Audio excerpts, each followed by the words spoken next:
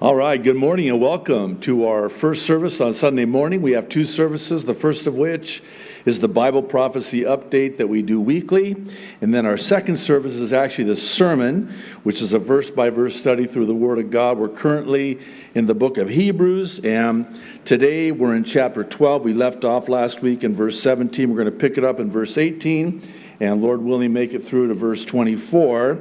And we're going to look at the dangers of legalism, specifically as it relates to the reasons that there's actually a temptation and even a seduction to go backwards into it. And this is what the writer of Hebrews is writing about in our text today, and that will be live streamed at 11:15 a.m. Hawaii time today. Also, for those of you that are watching by way of YouTube or Facebook, we want to encourage you to go directly to jdfarag.org. There you will find the uncensored and uninterrupted entirety of today's update. So with that, let's get right to it.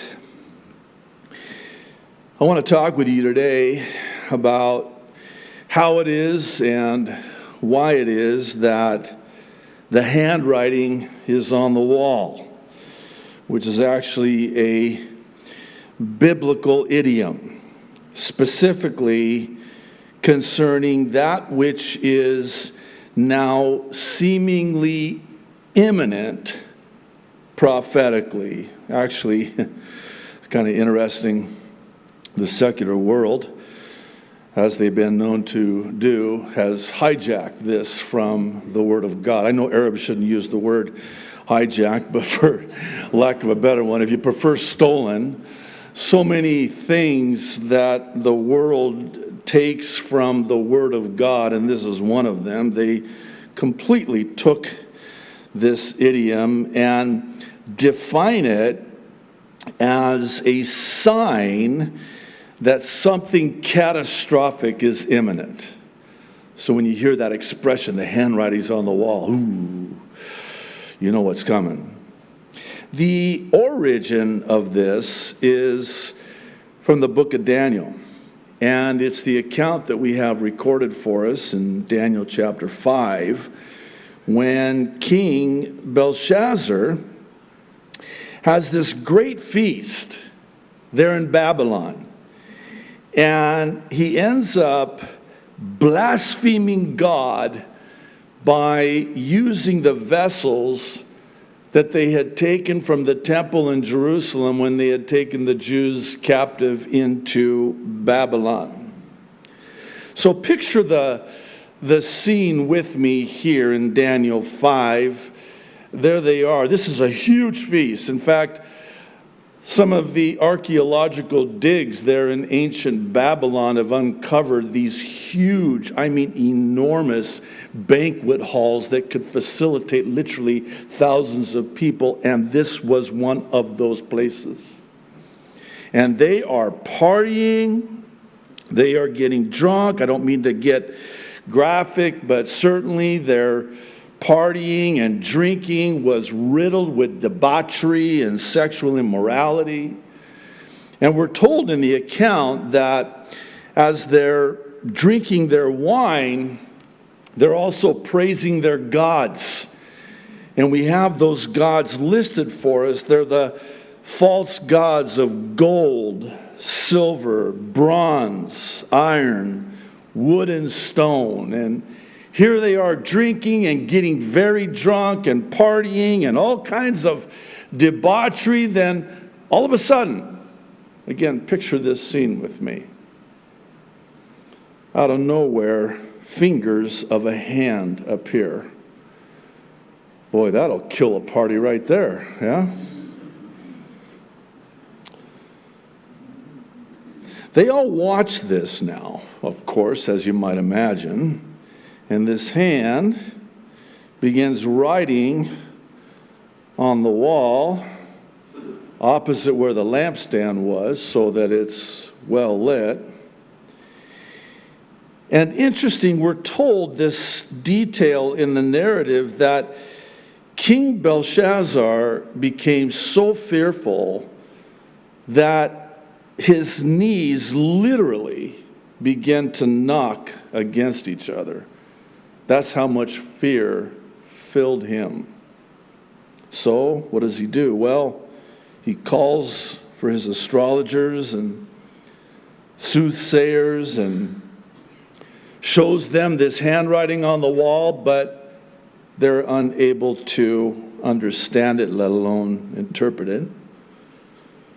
When the queen hears about this, she goes to King Belshazzar and tells him to call on Daniel. And then she says this about him. Listen to this. In whom is the Spirit of the Holy God? Oh, would to God that we would be numbered amongst those of whom it could be said, in them is the Spirit of the Holy God. There's a fascinating account in Acts chapter 14 where Peter and John are speaking boldly with authority, teaching the Scriptures. And everybody there is just blown away. And they marveled and they're puzzled because these are just ordinary men. They're not learned in the Scriptures, and yet listen to what they're saying. And then we're told in the text that then they realized that these men had been with Jesus. Oh, would to God that we would also be numbered amongst those of whom it would be said, these men, these people have been with Jesus. Well, they go and get Daniel.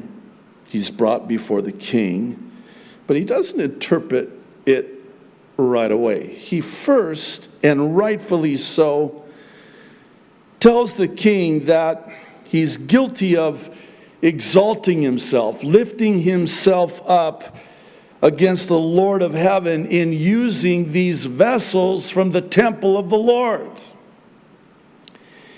And then he goes on to tell him that he has not glorified the God who, get this, and I love this, holds his very breath in his hand. Think about that. Here's this king that has exalted himself, and the God that holds that next breath. Everybody breathe right now, because right now I just stopped breathing by default. That very next breath you're going to take, guess who holds that breath in his hand? God does. And this God that holds your next breath in your hand, King, you have not glorified him. Truth be made known, you've blasphemed him. And then he proceeds to interpret the handwriting on the wall. And we pick it up in verse 25 of Daniel 5. And this is the inscription that was written. Many, many tekel upharsin. This, verse 26, is the interpretation of each word. Many.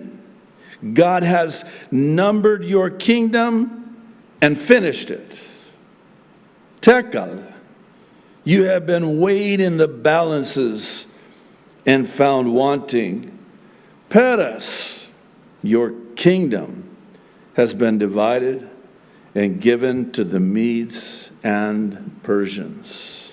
Then, we're told, Belshazzar gave the command, and they clothed Daniel with purple and put a chain of gold around his neck and made a proclamation concerning him that he should be the third ruler in the kingdom, which Daniel had already said he was not interested in. It's verse 30 that I want to draw your attention to, because it's going to be germane to our understanding. That very night, That very night, Belshazzar, king of the Chaldeans, was slain. And Darius the Mede received the kingdom, being about 62 years old. Okay, why do I want to start out this way? Because the parallels of this account are eerily similar to what's happening in the world today. I'll even take it a step further and say, in some ways, it's exactly what's happening today. Namely, that of God numbering this final evil kingdom of man and finishing it by virtue of how this world has been weighed in the balances and found wanting. And as such, the world is now divided like never before, I might add. And like with Belshazzar, who was slain that very night, so too is Jesus coming as a thief in the night. If you'll kindly allow me to, I want to, for the remainder of our time together today, expound on how it is that the handwriting is on the wall. And now it's just a matter of time. We'll at this time go ahead and end the live stream on YouTube and Facebook and redirect you to the website.